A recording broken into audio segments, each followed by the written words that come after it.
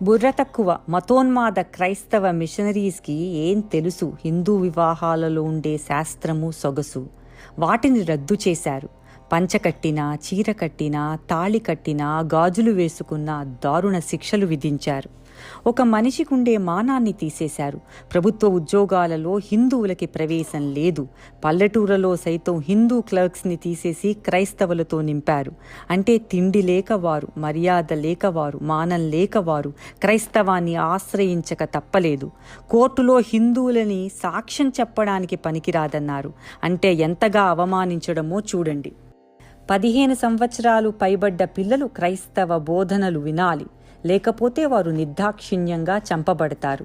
ఇంకా హిందూ తండ్రి చనిపోతే ఆ అనాథలు తల్లి ఉన్నప్పటికీ క్రైస్తవంలోకి బలవంతంగా మార్చబడతారు.